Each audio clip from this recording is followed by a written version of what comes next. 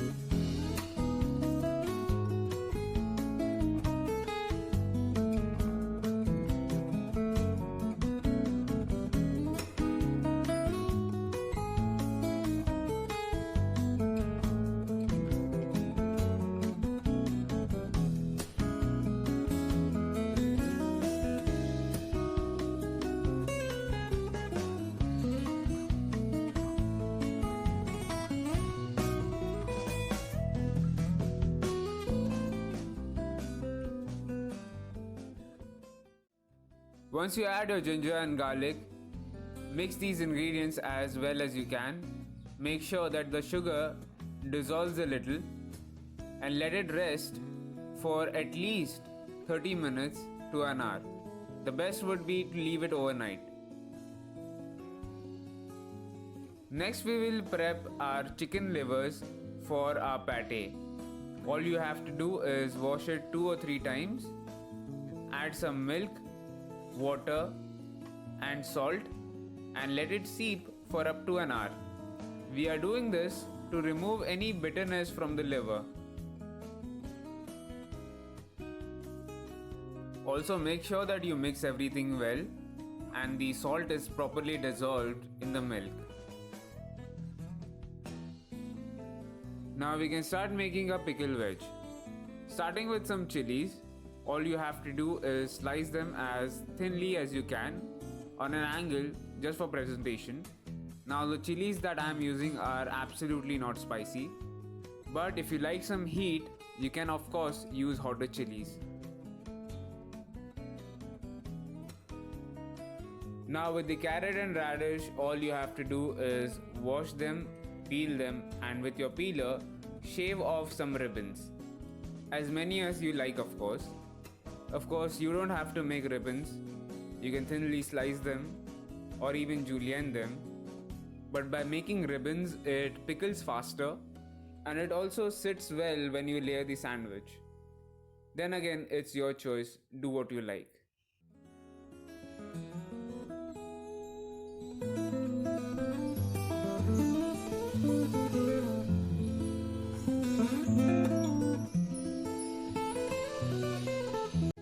Now with the cucumber, you need to peel it and slice it as thinly as you can. Make sure that these slices are at an angle, giving it plenty of surface area. Again, this will help you pickle them faster and it won't fall off while you are layering the sandwich.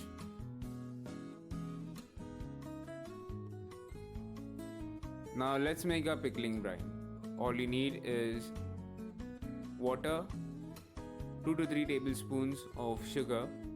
In that, you need to add salt, white vinegar, and fish sauce. Now, the amount of fish sauce completely depends on your taste. Since it's pungent and strong, not everyone is used to using it.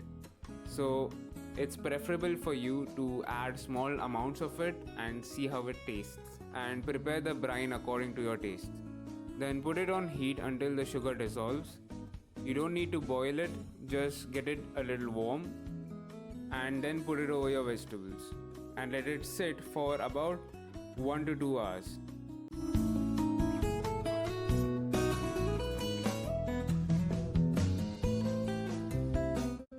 Now we can start making a chicken liver pate.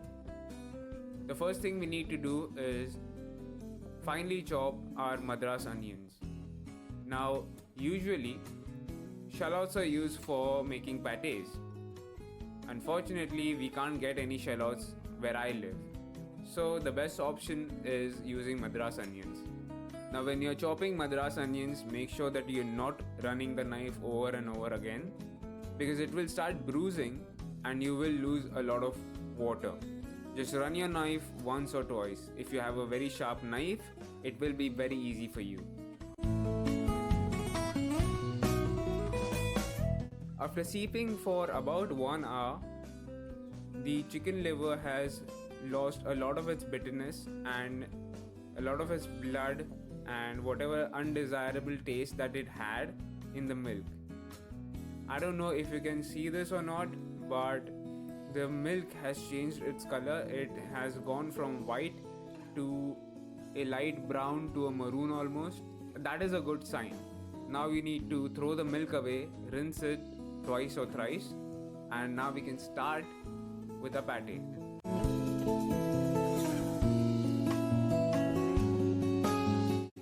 Now in a pan, add some olive oil and saute your madras onions until they get soft.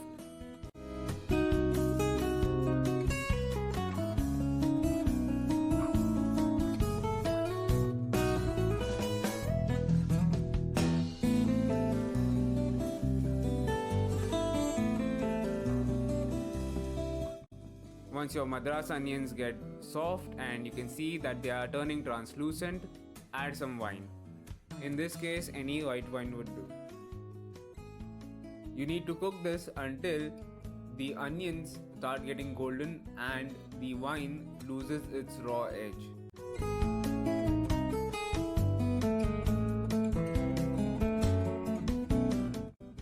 When the onions start turning golden, add your chicken livers and keep them moving.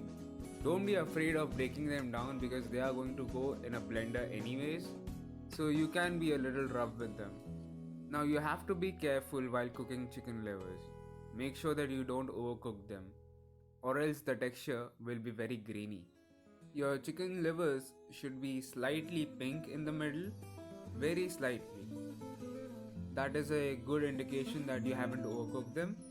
They still should look plump and not dried out, because if you dry it out, it won't taste any good.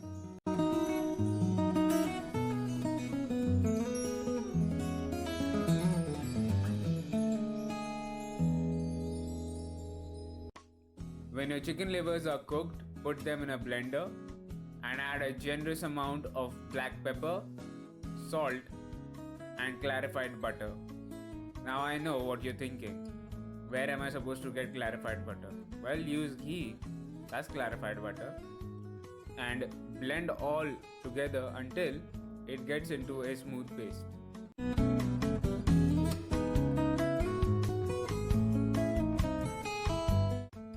And there you go, your chicken liver pate is ready. Before we start cooking the chicken, we need to make a quick sauce. The first thing we'll need is to cut our ginger in fine matchsticks. Cut them as fine as you can.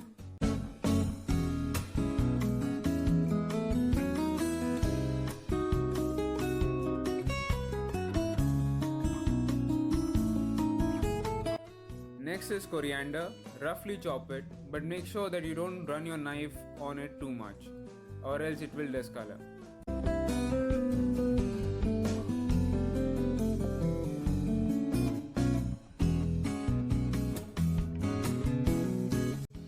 Next is basil. You need to take these leaves, roll them into a cigar, and run your knife once. Make sure not to run it 2 or 3 times because it will discolor them.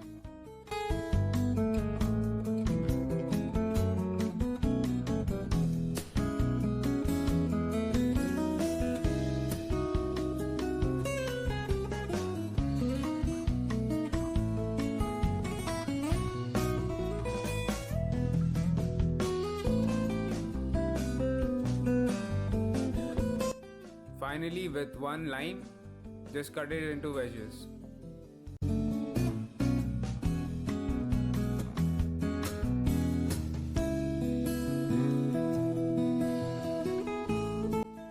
Now we can combine these ingredients and make the sauce. We'll start by juicing our lime. Use the entire lime if you want. After that, add your aromatics, your coriander, basil and ginger. Then add sugar and fish sauce and mix until the sugar dissolves. And that's it. Your sauce is ready.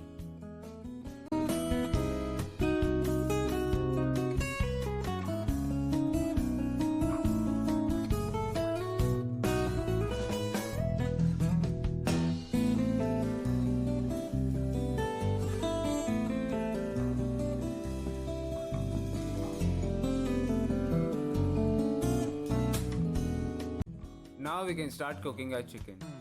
In a hot pan, a very hot pan, add some oil and slowly lower your chicken in. You can add 2 or 3 pieces at a time, but not more than that. Make sure that you don't crowd the pan.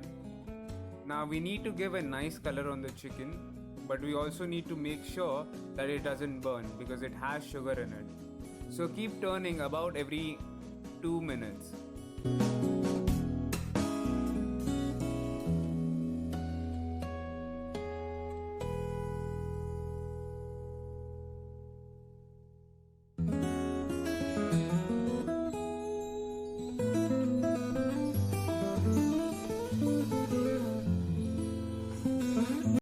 When your chicken is halfway cooked, add the remaining marinade onto it. This will help improve the flavor and give it a nice, beautiful glaze.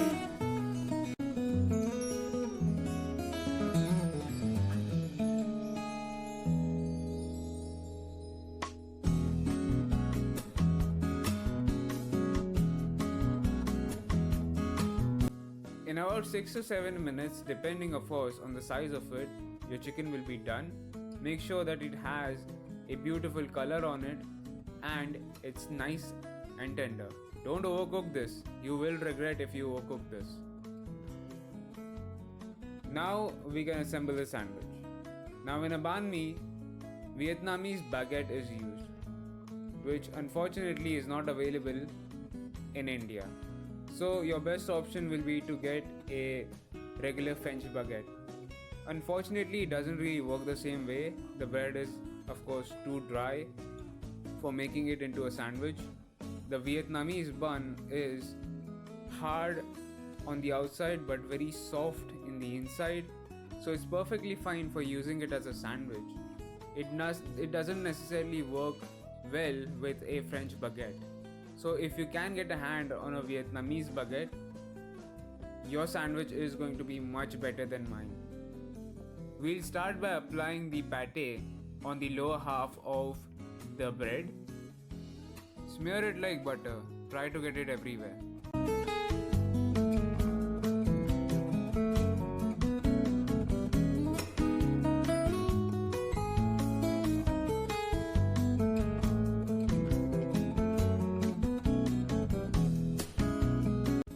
Then add your chicken on it. Of course, you can cut it into bite-sized pieces or even slices and not just putting a whole piece on it. Put the chicken the way that would be easier for you to eat.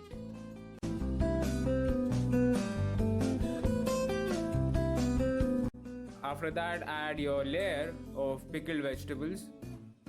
And of course, because we have sliced them thin and into ribbons, they don't fall off and stay in one place like good boys.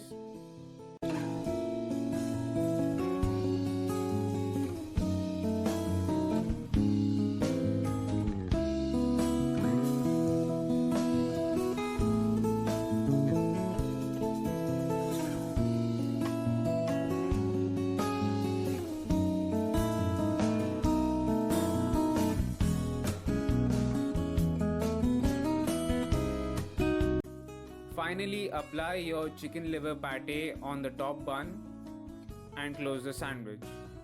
And there you go. Your banh mi is ready.